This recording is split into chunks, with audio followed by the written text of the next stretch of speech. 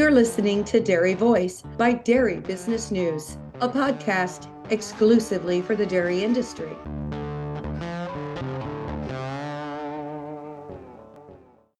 One of our sponsors of the Dairy Voice podcast is National DHIA. NDHIA ensures information accuracy and represents their members' interests. They are the direct voice for the dairy information industry.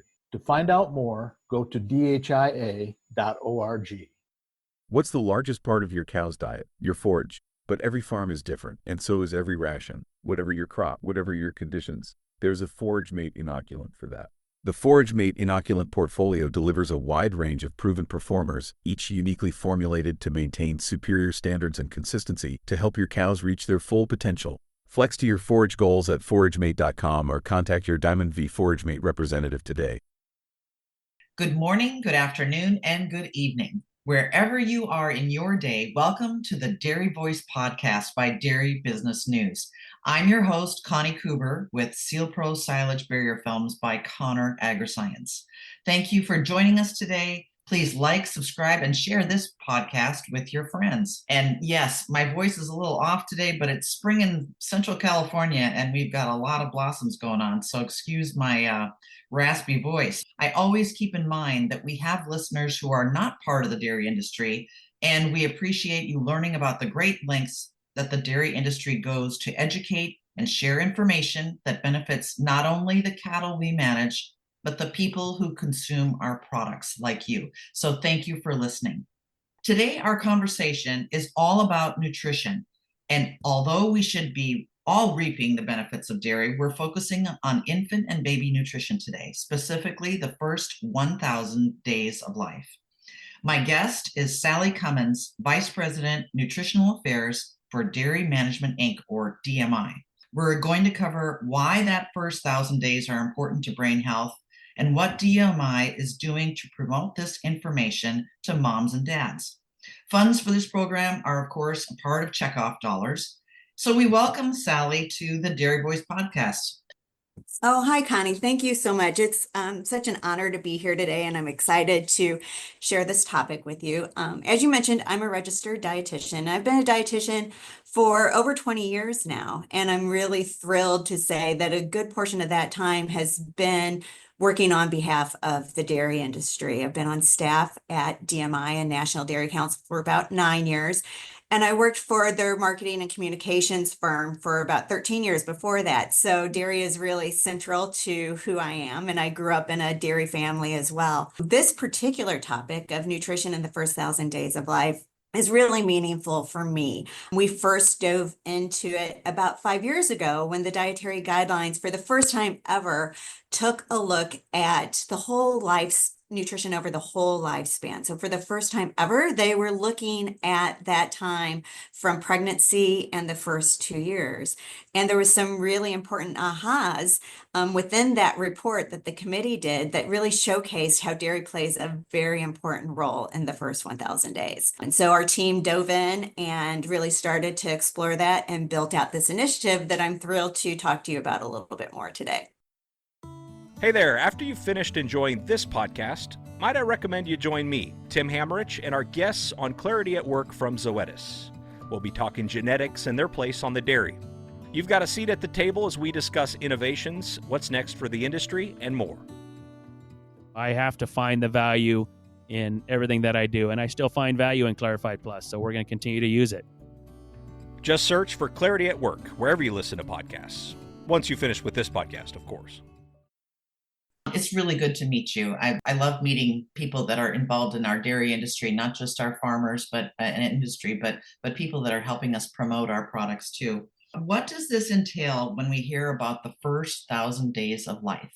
The first 1,000 days is that period between pregnancy and the child's second birthday. So it's a brief period, but it's super important window of opportunity to nourish early brain development, help children learn to like healthy foods, and set the stage for a lifetime of wellness. But what's really super interesting is that this is a phase of rapid growth and development, especially for the brain. For me, it's mind-boggling to think that baby's brain grows from about 10,000 brain cells in the first month of pregnancy to 6 billion by the 6th month. So just really thinking about how important that is and that growth and development and connections that are being made. And nutrition and nurturing are two of the most important factors when it comes to brain development in the first 1,000 days. Diets during pregnancy, lactation, infancy, and early childhood, like toddlerhood, that fuel brain development during this sensitive time.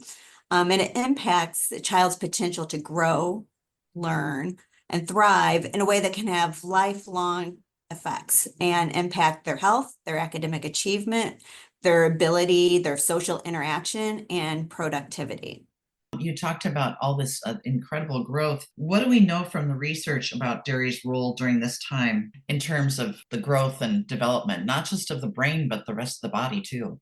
It's fascinating. As I mentioned, the Dietary Guidelines Advisory Committee took a look at this. We dove into the science and, headline is dairy foods are a nutrient powerhouse for supporting healthy brains, bones, and bodies. From bone perspective, we know bones are the framework for a child's growing body, and that connection between bone health and muscle health can't be overlooked because it's critical for all aspects of life if you think about how bones and muscles work together. So the American Academy of Pediatrics, they issued a clinical report on optimizing bone health in children and adolescents, and that report acknowledges bone health attained in early childhood is the most modifiable determinant of lifelong skeletal health. So you're laying down bone as infants and children that really is going to carry you through life. So the health habits kids build early in life can make or literally break their bones as they age. Wow. So the more bone mass created during childhood and adolescence, the greater the chance of preventing osteoporosis and other injuries later in life. What I find interesting, a lot of us think about when we think about bone health, we think calcium and vitamin D, and we kind of joke around and say those are, the originals when it comes to bone health. But really, dairy foods provide more bone building nutrients than any other food group. And the American Academy of Pediatrics, the National Institutes of Health, and the Dietary Guidelines all recommend dairy foods to achieve peak bone mass. Can you speak specifically about dairy's connection to the brain development and cognition during this time frame? Yeah, absolutely. This is one of my favorite topics. We know every parent just wants to give their child the best head start possible to reach their full potential. Right. And we talked earlier about nutrition and nurturing playing a key role in that. So the American Academy of Pediatrics, they highlight 14 nutrients in their policy statement on improving nutrition in the first 1,000 days. So these are 14 brain building nutrients that are really important to make sure that the child has the nutrients they need within those first 1,000 days. So there's 14. Dairy foods provide 7 of them. So half of the 14 needed nutrients. So it's protein, zinc, choline, selenium, iodine, vitamin B12, and vitamin A. So really, dairy foods are a simple and practical way to hit half of these important nutrients for early brain development. So one I really want to highlight is iodine, because I feel like that's a forgotten nutrient that doesn't get most attention, but it's really critical for thyroid health and early brain development. So most people really don't think about iodine, or they think like, oh, I think my salt is iodized. Well, we might make that connection. Iodine needs increased by 50% during pregnancy and breastfeeding to keep up with the thyroid production during this time of rapid growth and development. But the reality is many women of childbearing age are iodine deficient before they even become pregnant, before they even think about becoming pregnant, especially those who don't regularly consume dairy foods, eggs, and seafood, or as I mentioned, use iodized table salt. And that's a lot more prevalent than you would think these days because kosher salts and sea salts are very trendy right now, which just isn't iodized. So it's super important to take a look at what women of childbearing age are consuming to ensure that they are consuming enough iodine, because inadequate iodine in pregnancy can have lifelong effects on the baby, like developmental delays, lower IQ scores, thyroid issues, and even low birth weight. So that's why knowing which foods give you the best sources of iodine is an important part of pregnancy preparation. And the good news is milk, cheese, and yogurt are all readily available. affordable, and provide not only iodine, but 6 of those other brain boosting nutrients. Yeah, you wouldn't think about iodine so much and the benefit to the thyroid. I know the thyroid controls so much of what goes on in our bodies. It's more than what we even imagine. We got DMI, we've got NDC, we got all kinds of different things. So how does Dairy Management Inc. and National Dairy Council work together? Dairy Management Inc. is kind of the umbrella organization, if you will. National Dairy Council is part of Dairy Management Incorporated. We're the part that focuses on research education, and outreach efforts with health and wellness organizations. Tell me about this initiative. What's all involved? How the National Dairy Council has promoted this information, the strategies, all that kind of thing. Really, the first aspect was diving, as I mentioned, diving into the research and really translating it so we could educate other health professionals and health organizations about dairy's role in the first 1,000 days. So we developed a comprehensive educational toolkit and trained our staff of state and regional dairy councils across the nation so that they would be able to share this information with health professionals and organizations at the local level. And we've partnered closely with organizations such as the American Academy of Pediatrics and National Medical Association as well to elevate it. And some of your listeners, if they're taking their children to the pediatricians, they may have even seen some of this content in AAP's Healthy Children magazine that they have in the doctor's offices there.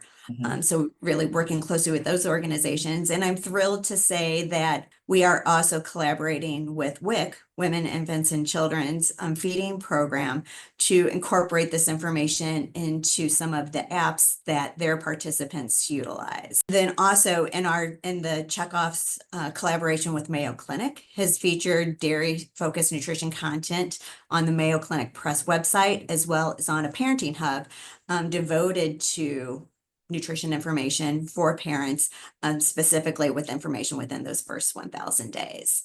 But what about to moms and dads and families that are looking to get this information? What strategies is the council using to spread this information? Well, actually, the broader dairy community really saw how important this topic is and the important role dairy foods play. And so they rallied together to collectively elevate awareness and understanding of dairy's contribution in that 1,000-day period. And this looks like media partnerships. So those of you that are readers of Good Housekeeping or USA Today, we have content introducing readers to the science-backed information there and discussing the key nutrients during pregnancy that are found in dairy foods. Also, as you mentioned, sharing this information with parents and caregivers. Social media plays a big part of that. So Checkoff and Milk Pep has engaged with social media influencers to share content to their followers. And a lot of the influencers that we're working with now are young parents, and they, incorporate their children into their content and discuss the role of dairy and their experience, share recipes that feature dairy, and offer tips on incorporating more milk, cheese, and yogurt into their family meals. We've also worked with notable dietitian social media influencers such as Marina Chaparro, who has on social media and on her website is NutriChico. So she's a bilingual registered dietitian focusing on pediatrics, as well as Ryan Kipling, who is known as the prenatal nutritionist on Instagram and TikTok. And they are elevating their expertise and personal insights on their social channels as well. And then also, I don't want to miss engaging content on usdairy.com channels, including Facebook, Instagram, and TikTok. When did the campaign start and when does it end? Well, I would say this is evergreen, really. I would say we first dove in about when the 2020 dietary guidelines came out is when we really started diving in and building the campaign. We wanted to lay the groundwork with health and wellness professionals. So then when we built the surround sound for consumers, that they were hearing it from a variety of outlets, and their health professionals that they were working with were echoing what they were learning on social media. And it's been really successful. just this past year is when the broader dairy community rallied around this topic and working together to elevate it. And we're continuing to do so. So we don't have a hard stop in place. We think it is a very important topic when you think about nourishing the future of our children and our society, really. So this is not just a national initiative. Will we see things coming out from our local regional organizations as well? Yes, absolutely. Okay. So from a national DMI and National Dairy Council, state and regional dairy councils, Milk PEP, US DEC, the Innovation Center for US Dairy, we are all focused on the 1,000 days. Why are these strategies a good use of checkoff dollars? If I'm a dairyman in Indiana or Illinois, and I'm sitting here listening to this, and I'm saying, well, why are they using my checkoff dollars for this? And what results does the council and DMI foresee? Well, really, when you think about the first 1,000 days, mom is expecting a child and preparing for her family. It is a teachable moment. When you look at certain life stages, that there certainly are different periods in time where you're like, I'm going to lean in. I am willing to make changes in my habits for myself and for my family. So this is a really opportune time to capture mom's attention, especially because we know a lot of women of that age, some of them are limiting their animal foods or thinking about limiting their animal foods. And this is really providing that reason to believe and potentially shift their habits for a lifetime. And also during the first 1,000 days, this is very interesting to me. It's when you are exposing children to different tastes and textures is really the foundation for building lifelong healthy eating habits. That's true. When you're going to make a change in your life or something happens, your Instagram algorithm changes dramatically when you start talking or looking at different things or looking up a different tag or something. And all of a sudden you get all this information. So very smart. How has the broader dairy community shared the science-backed contributions? We talked a little bit about the articles and the social media. Do you have anything to add to that?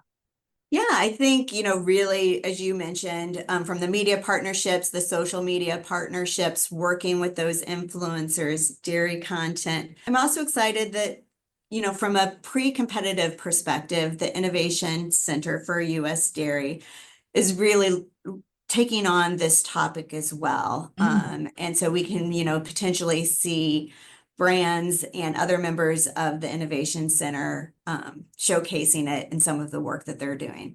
What response have you had, say, from the Pediatrics Association or from your consumers?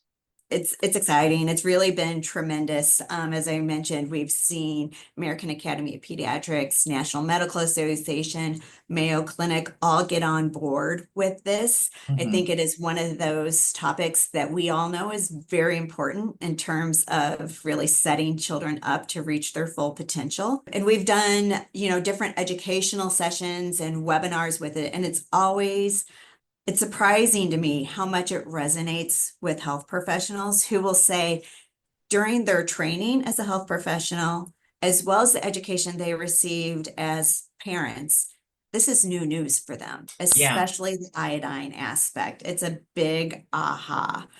So I really think it showcases that opportunity. One thing that was really telling for me was we were having a meeting with a leading health organization, leaders of the health organization. And one of the members, participants of the meeting her daughter was expecting their first grandchild, right? So she was very excited and leaning in on all of this. And when she left, she said, I am going straight to the grocery store and picking up a gallon of milk. And it just represents so much of the interest and that we're receiving on this. When we hear about things like this and we can act on them, and it's not a difficult decision to make, it's not a hard thing to do, but it benefits us. Again, if I'm a farmer, say in Oregon or Washington, what resources do you have that I can use to promote this initiative? Is there a website or a Facebook page or resources that I can use to share this in my community, just in my little area? In terms of website, there's a wealth of information on usdairy.com. Follow National Dairy Council on Facebook and Instagram, and Undeniably Dairy as well. So those are great social platforms to follow and just be able to like and share that information. Again, the website was nationaldairycouncil.com and Undeniably Dairy. Thank you, Sally, for all the information on the first 1,000 Days initiative that DMI is working on right now. Our guest today was Sally Cummins, who is the Vice President for Nutrition Affairs at DMI. I'm Connie Kuber with Sealpro Silage Barrier Film by Connor Agriscience. You've been listening to Dairy Voice by Dairy Business News. Please subscribe, like, and share this podcast. We appreciate the perseverance of all dairy farmers. And as always, stay safe out there. Thank you for listening. We'll talk again very soon.